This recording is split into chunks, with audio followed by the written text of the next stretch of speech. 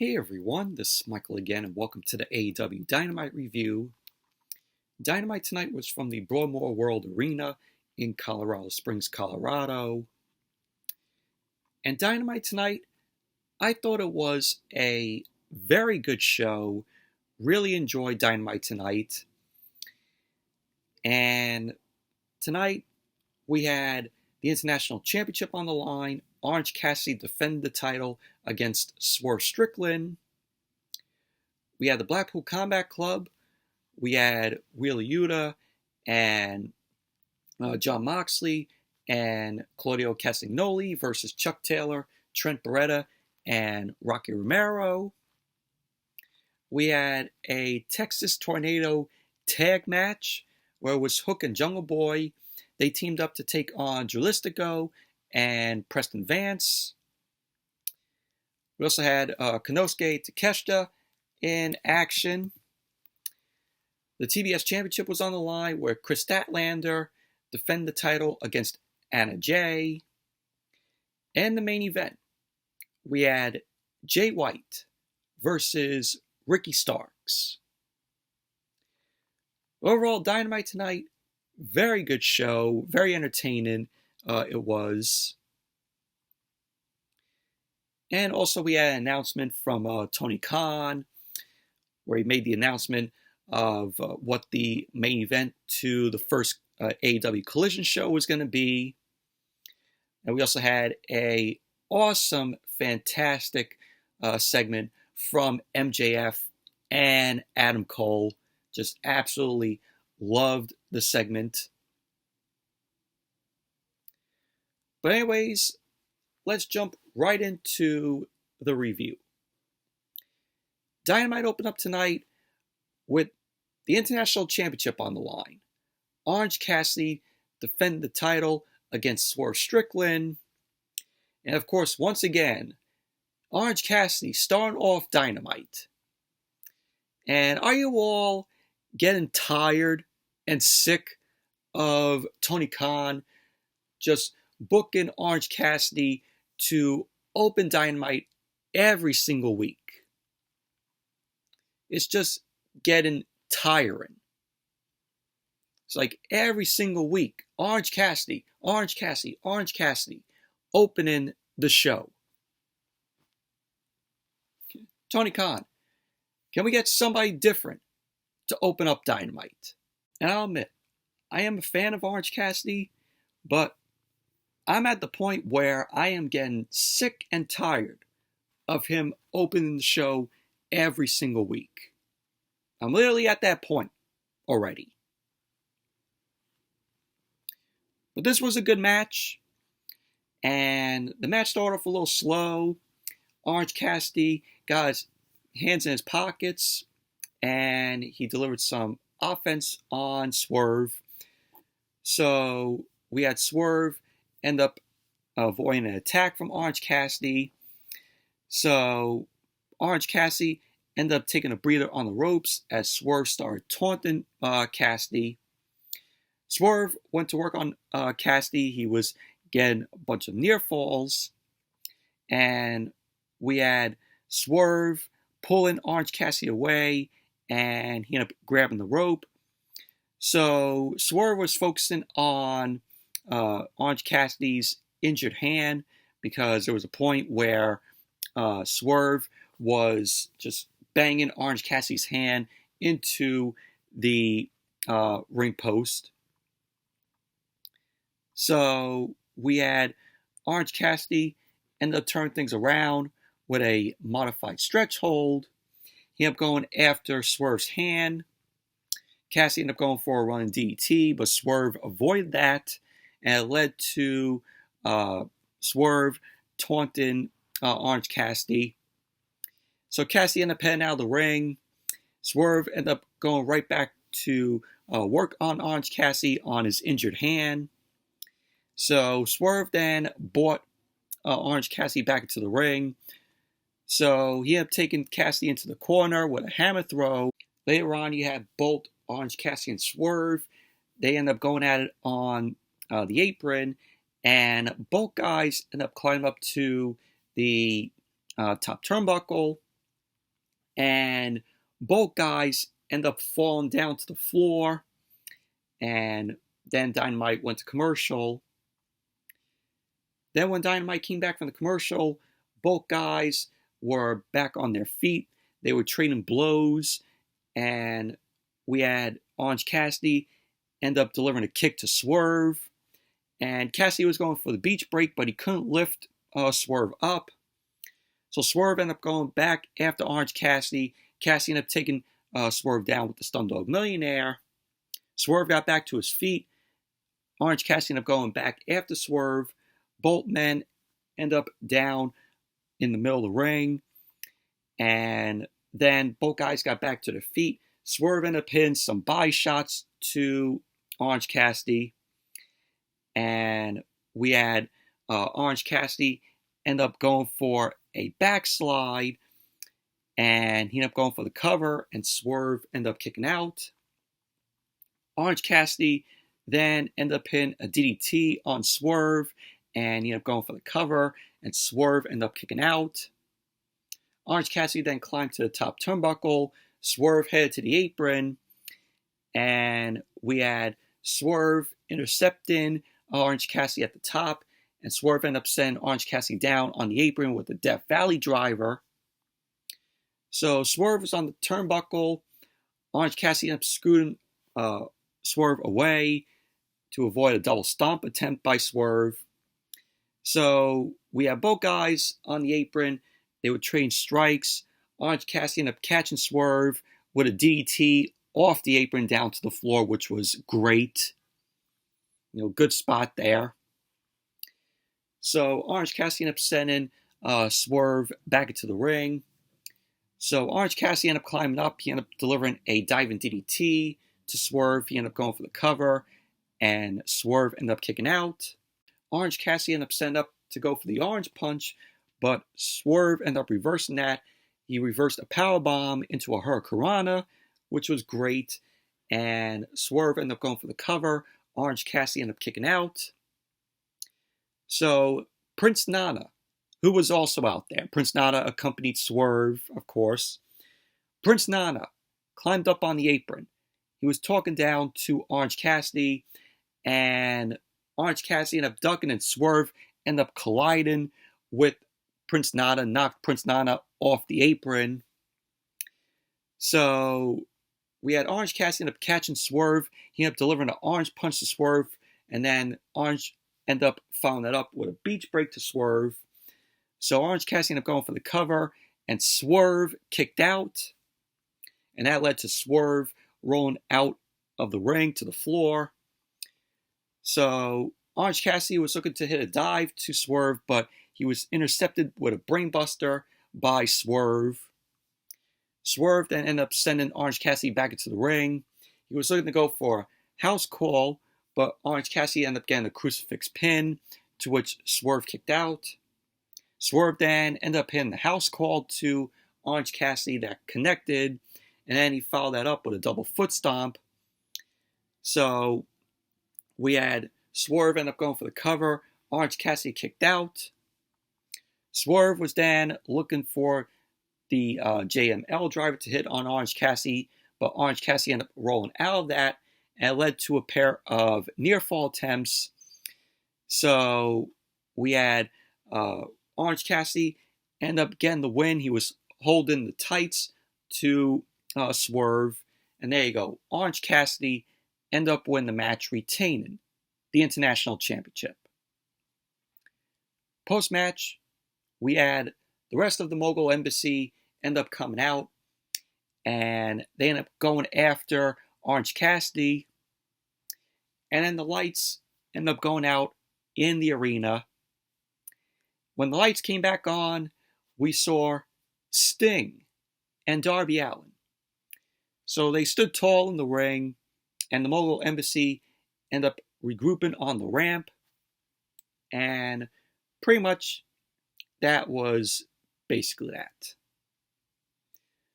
But overall, this was a very good match to open Dynamite. Orange Cassidy continues to hold on his own, with the International Championship. So overall, very good match it was. Good opening to Dynamite. So then we had a video package. This was hype for Ricky Starks versus Jay White, which was, of course, the main event. So we saw that. And then we saw Bryan Danielson. Bryan Danielson was making his way to the commentary table, and we already got the announcement that at Forbidden Door 2, it's going to be Bryan Danielson versus Kazuchika Okada. So that's going to be a awesome good match at Forbidden Door 2. You know, Bryan Danielson going up against the Rainmaker, Okada. It's going to be fucking awesome. Take my money. They're going to, tear the house down at Forbidden Door 2. So then we had the next match, which was the Blackpool Combat Club. Wheeler Yuta, Jon Moxley, and Claudio Castagnoli. They ended up taking on Rocky Romero, Trent Beretta, and Chuck Taylor. And this was a pretty good match here.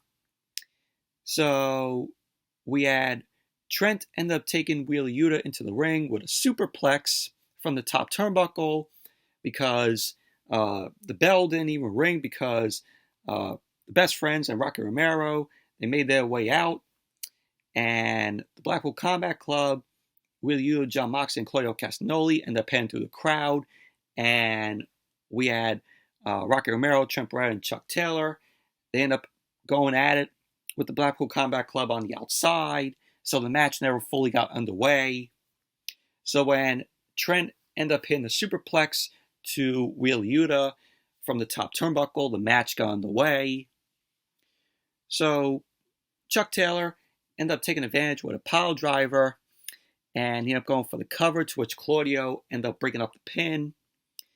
So Claudio ended up tagging in. So Claudio ended up taking out Chuck Taylor, and then he tagged in Moxley. So Moxley and Chuck Taylor end up going at it. Trent ended up going after Wheeler Yuta on the outside.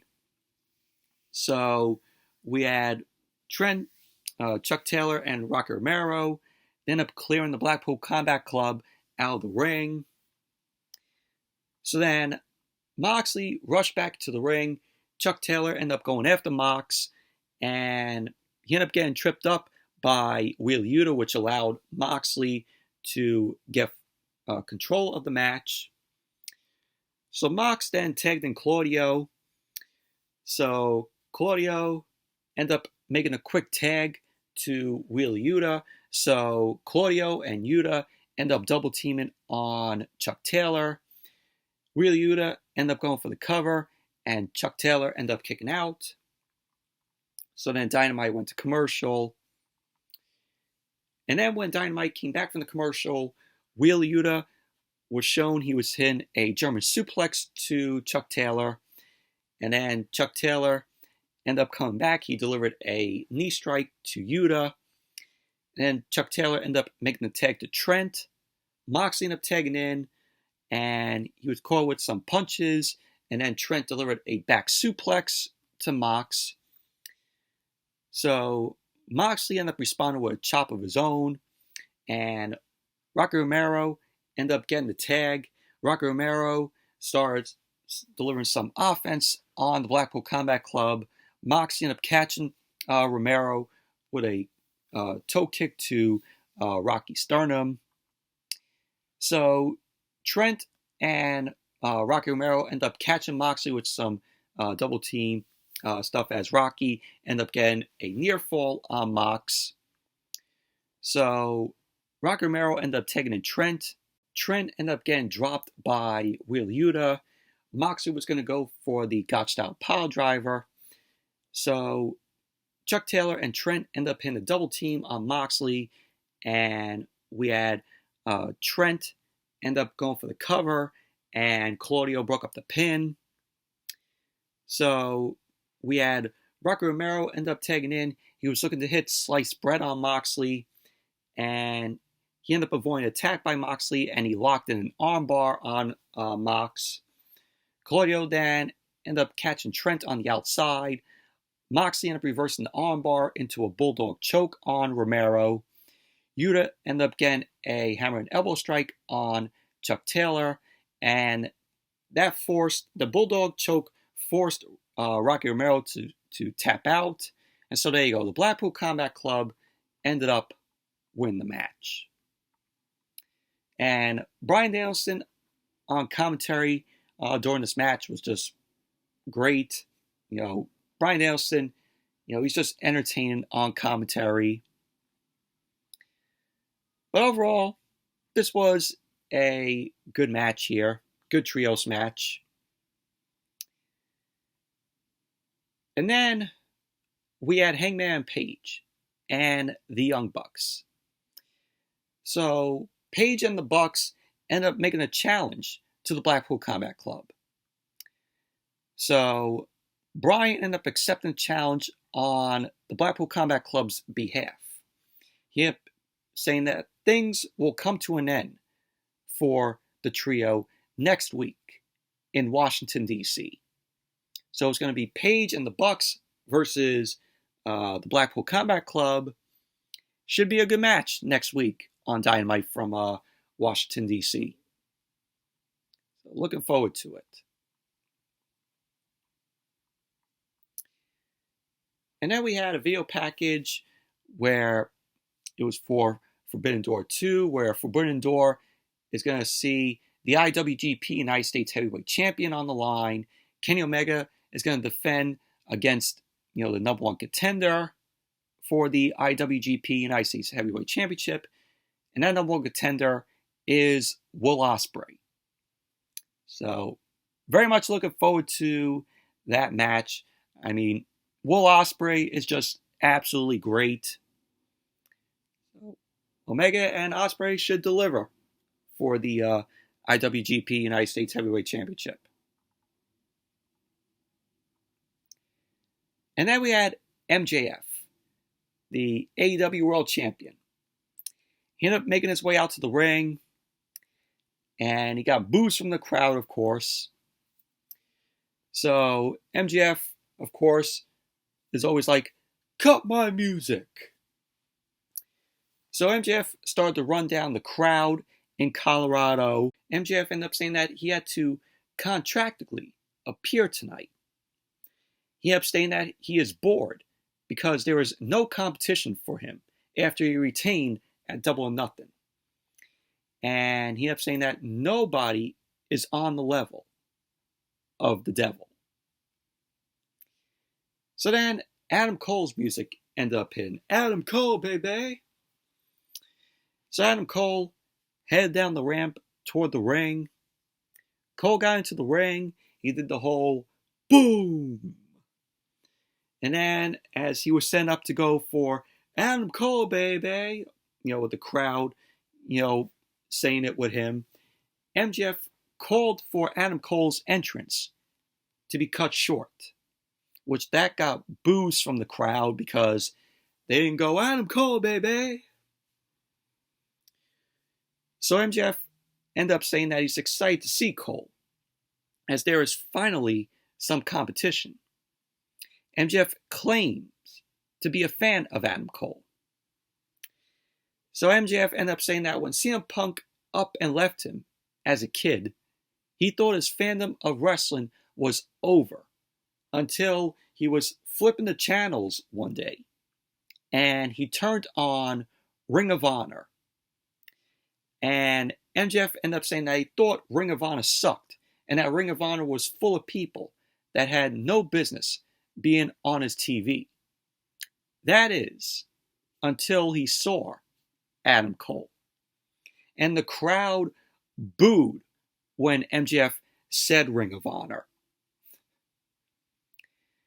So MJF ended up saying that he watched as much of Adam Cole as he could, seeing him go to CZW and every top independent and became the hottest free agent. And MJF ended up saying then he saw Adam Cole go to Florida, where he shocked the system. Of course, referencing when Adam Cole was in NXT, and of course, the Undisputed Era, came to be. So MJF ended up saying that Adam Cole became the greatest world champion of that company, of course, in WWE, and that fact is undisputed. So MJF ended up saying that he followed suit, going to CCW and Top Independence before signing with AEW, hoping that someday Adam Cole would come to the company and they'd have a feud of generational talents. But MJF was like, oh, then this guy showed up. So MJF started running Adam Cole down. He ended up saying that he used to be the Panama Playboy. But MJF ended up saying that Adam Cole is now the Panama Game Boy. So MJF started running down Adam Cole's hobby because Adam Cole is a Twitch streamer. And he was saying how Britt Baker has Cole's balls firmly in her purse. And then MJF started running down Adam Cole's physique and also the fans' insistence that Adam Cole is just not being showcased properly. So MJF then talked about the matches that he had as of late and, saying that he's being everyone that people thought were on his level. He was asking what makes Cole think he's got what it takes. So MJF ended up saying that he also heard a nasty rumor that a certain individual in Titan Towers doesn't see Adam Cole as main event talent. Of course, talking about Vince McMahon. MJF was talking about Vince McMahon. So we had MJF end up saying that he used to disagree until he got a look of Adam Cole. So Adam Cole ended up getting on the mic. Adam Cole ended up asking MJF if that's the best he has. He asked MJF what his obsession is with other people's relationships. Because, of course, MJF ended up mentioning Cole's girlfriend, of course, who was Britt Baker. So then Adam Cole ended up saying, oh, did your fiance leave you? So he brought that up. He retaliated to MJF. So he ended up saying MJF is world class, as in a world class douchebag. Cole ended up saying that MJF brings up his body because of his body of work, including the world championship reigns that he's had. He ended up saying that MJF can't touch him. He ended up saying if MJF really wants to go down the route of body comparisons, the two can go backstage, piss in a couple of cups, and see who's natural and who isn't. Which that was pretty funny. So Adam Cole ended up saying that there isn't a single person in the back who respects MJF, and that they think he is selfish, lazy, and does the bare minimum as a person and as a champion. So the crowd started chanting no respect to MJF. MJF then retorted to the crowd saying that was a lot of tough talk coming from Keith Lee's manager. And this was in reference to when WWE was going to bring Adam Cole to the main roster. They wanted him to be the manager to Keith Lee when they were both signed with the company still. Can you imagine how that would have went with Adam Cole managing Keith Lee? So Adam Cole ended up saying that there it is, creating a false narrative to hide from the fact that he won't back his talk up with a fight. Adam Cole ended up saying that MJF won't fight him because he is better than MJF, and the people know it. So Adam Cole started to turn away, and MJF ended up telling Adam Cole he'll wrestle him any day of the week. To which Adam Cole ended up saying, "That a boy. we have ourselves a match. And then he celebrated with, Adam Cole, baby! And the crowd, said it along with him. So Adam Cole left the ring. He headed up the ramp, and MJF was frustrated with what just happened. So pretty much that was basically that. But overall, loved this segment. This was a fantastic segment here, with Adam Cole and MJF going back and forth with each other. Of course, MJF mentioned, WWE, when Adam Cole was still there. But awesome segment it was. Loved it. And we're getting the match next week on Dynamite. We're getting MJF versus Adam Cole.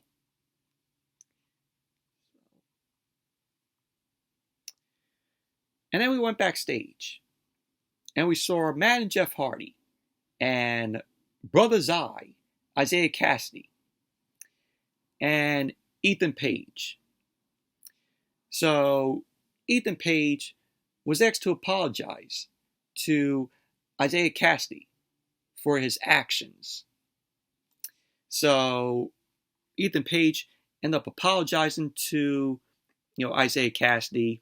Matt Hardy then hyped up Ethan Page as a great talent that shouldn't be wasted. And of course, you have Isaiah Cassidy, his new thing that he does, which I don't know why that they're making him do this, because I think it's stupid. Now Isaiah Cassidy moans. It's like, oh, what? What the fuck? They give Isaiah Cassidy that just to moan? Yeah, Isaiah Cassidy. When we see Isaiah Cassidy on TV with Matt Hardy and Jeff Hardy, we're all just going to see him waiting to go, ugh. Yeah, that's what they're having Isaiah Cassidy do. Fucking moan.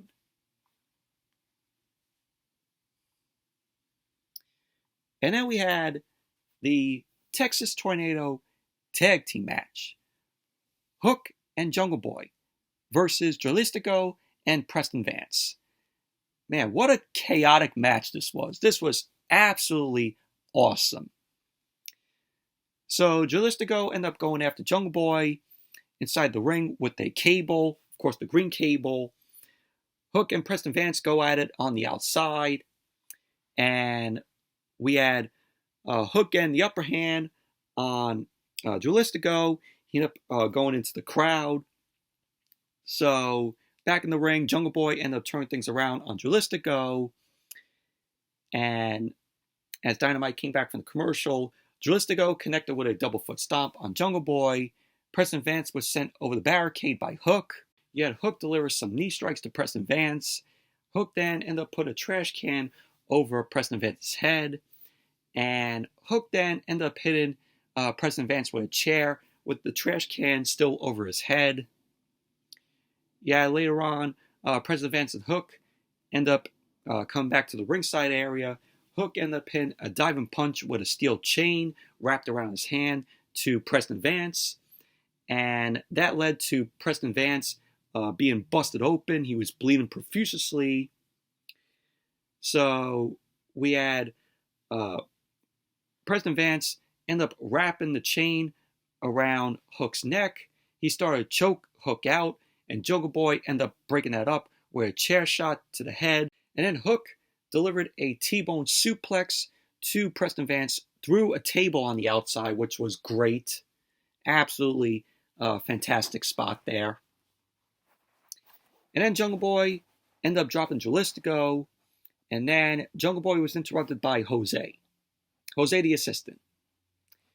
So Hook locked in the Red Rum on Jose. And then Jungle Boy locked Dralistico in the snare trap, which forced Dralistico to tap out. So Jungle Boy and Hook ended up winning the match. Overall, this was a chaotic, fun match, and I loved it. Great match it was. And then we had Tony Khan. Tony Khan made his announcement regarding the first main event of AEW Collision. And so he announced on June 17th at the United Center for the first ever AEW Collision, it's going to be Jay White, Juice Robinson, and Samoa Joe taking on FTR and CM Punk. So there you go. The trios match as the main event of the first ever AEW Collision. And obviously, with CM Punk coming back for Collision and him being in the main event, I wasn't surprised by that. Wasn't surprised by the news. Some way or another, I knew that CM Punk was going to be in a match and main event the first ever AEW Collision. So, knew it was happening at some point. And then we had Konosuke Takeshita versus Damon Ace. So Takeshita ended up heading out to the ring, got no theme music. He headed out there with Don Callis. So Takeshita was getting, of course, the Tommaso Ciampa treatment. When Tommaso Ciampa was a heel and, he was going after his friend Johnny Gargano, which is one of the best rivalries in, WWE and in NXT when it was black and gold. The black and gold era of NXT. So this was a squash match. Konosuke Takeshita ended up winning. And on the screen on the Titantron, we saw footage, when Don Callis turned on Omega. So post-match, Callis ended up getting on the mic and he started to talk as the crowd was booing loudly over him. So he was given time for Takeshita to run down Kenny Omega in Japanese. So Callis ended up trying again, and the crowd ended up booing him loudly, and he insisted that everything Omega has ever achieved is because of him.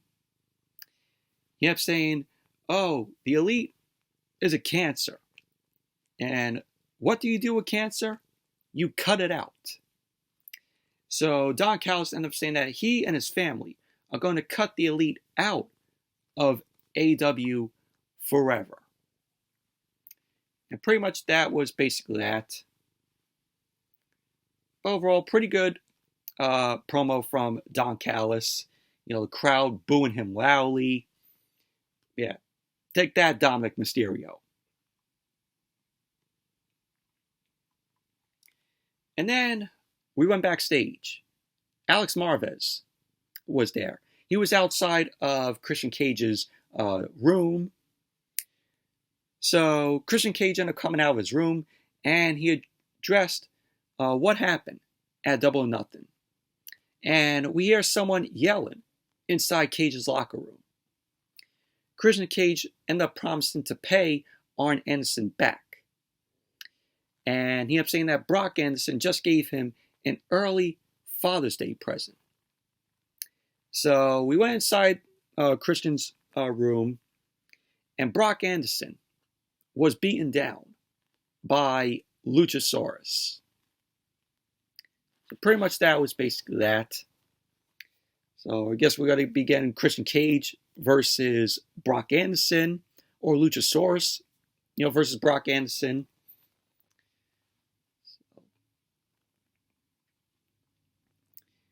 And then we had the TBS Championship on the line. This was an open challenge. So Kris Statlander defended the title against Anna Jay. And this was a solid match here. Anna Jay was accompanied by Matt Menard. So both girls end up locking up, and Kris Statlander end up getting a side headlock takeover on Anna Jay. And Anna Jay ended up reversing that into a head scissors. And Kris Statlander ended up getting right out of it. So we had both women end up trading holds. And Statlander ended up going for the cover, to which Anna Jay ended up kicking out.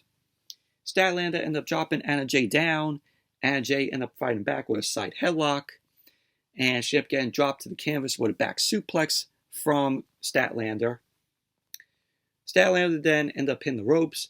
Anna Jay ended up escaping the ring to take a breather. So Kris Statlander was chasing Anna Jay. Anna Jay continued to run away until Matt Menard intercepted Kris Statlander. So that led to Anna Jay getting the sneak attack into Kris Statlander. And we had Anna Jay end up sending Kris Statlander back into the ring. And Statlander then ended up hitting a big kick to Anna Jay, to which she ended up going for the cover. Anna Jay ended up kicking out. Statlander ended up continuing to go on the attack on Anna Jay, but Anna Jay countered. She ended up dropping Statlander face first onto the turnbuckle, and then Dynamite went to commercial. Then when Dynamite came back from the commercial, Statlander ended up going at it at Anna Jay. She ended up dropping Anna Jay with a power slam, to which she ended up going for the cover, and Anna Jay ended up kicking out. Taya Valkyrie was watching the match backstage. She has her eyes focused on Kris Statlander. So Statlander ended up climbing the turnbuckle, but she then got distracted by Matt Menard. So that led Anna Jay to drop Statlander face first onto the canvas. She ended up going for the cover, to which Statlander ended up kicking out. So Anna Jay ended up going back on the attack on Statlander, but she was sent into the corner by Statlander, and then Statlander delivered a discus lariat to Anna Jay. So once again, Matt Menard tried to get involved, but he ended up getting dropped by Statlander, and Anna Jay ended up locking in the Queenslayer on Statlander, but Statlander ended up pounding herself up to her feet. She ended up sending Anna Jay down with a snapmare. Statlander then followed it up with a lariat into a backbreaker, and then she ended up hitting the Tombstone Piledriver to Anna Jay. She ended up going for the cover, and there you go. Kris Statlander ended up winning the match, retaining the TBS Championship. So we went backstage, and Taya Valkyrie looked very frustrated. So pretty much that was basically that. So, but overall, it was a solid match. So then we saw Toni Storm. Toni Storm was backstage with Ruby Soho. Toni Storm ended up addressing that Friday on Rampage, she's promising to be whoever gets that title shot on Dynamite next Wednesday. Pretty much that was that. Main event. Ricky Starks versus Jay White. And FTR and Juice Robinson were banned from ringside for the match. So Starks, when he came out, he immediately attacked Jay White, and he ended up sending Jay White into the barricade after the match officially began. So we had Starks end up moving the ring steps. Jay White end up heading up the ramp. Starks followed Jay White up the ramp, and we had both guys end up going at it. Jay White ended up avoiding getting thrown off the stage by Starks. So Starks ended up keeping Jay White from getting back into the ring, and we had Jay White end up dropping Starks onto the apron. Jay White ended up turning his attention to the ring steps. He ended up sending them back in place, and then Starks ended up turning things around as Dynamite went to commercial. So then, as Dynamite came back from the commercial, Jay White was in control. He was taunting Starks. He ended up hitting a chop to Starks. He ended up sending him to another corner to keep chopping Starks. So Starks came back, started to throw some punches at Jay White. So Jay White ended up stopping a spinning DDT attempt from Starks. So Starks was up on the top turnbuckle, and Jay White was looking to go for a superplex, and he did, and send both Jay White and Starks down to the canvas. Jay ended up going for the cover, and Starks ended up kicking out. Jay White was looking to go for the Blade Runner, but Starks ended up fighting back. So Jay White ended up sending Starks into the corner, and we had Starks end up delivering a lariat to Jay White. Starks delivered an elbow in the corner, and he ended up going for the cover, to which Jay White ended up kicking out, and he delivered a spinning DDT. Starks ended up going for another cover on Jay White, but Jay White ended up kicking out. So Starks got back to his feet. Starks was looking to go for the Rochambeau, but Jay White ended up reversing that into a Uranagi on Starks. So Jay White ended up going for the cover. Starks kicked out. So both guys were on their feet. They were trading blows. Jay White ended up catching Starks with a kick to his knee. So Starks counted out of Blade Runner by Jay White. Jay White ended up stopping a spear attempt by Starks. Starks then reversed out of another Blade Runner attempt, and he then hit the spear to Jay White, and then hit the Rochambeau to him, but the ref ended up getting smacked, falling down to the canvas. So the ref was down, and the Guns end up coming down. Austin and Colton Gunn. They rushed down to the ring. They end up hitting the 310 to Yuma on Ricky Starks, and both of the Guns end up escaping through the crowd. Jay White ended up bringing Starks back to his feet. The ref started to recover. Jay White ended up going for the cover, and there you go. Jay White ended up winning the match.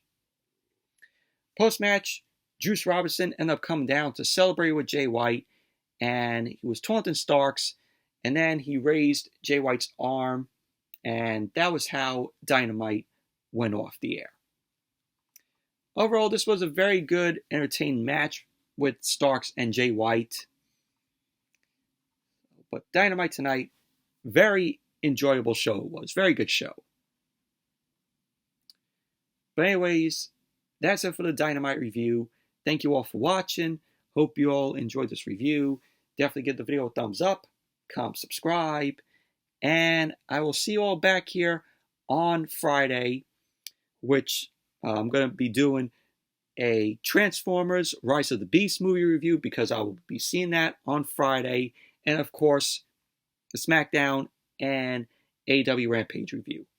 So stay tuned for those two videos on Friday, and I'll see you then.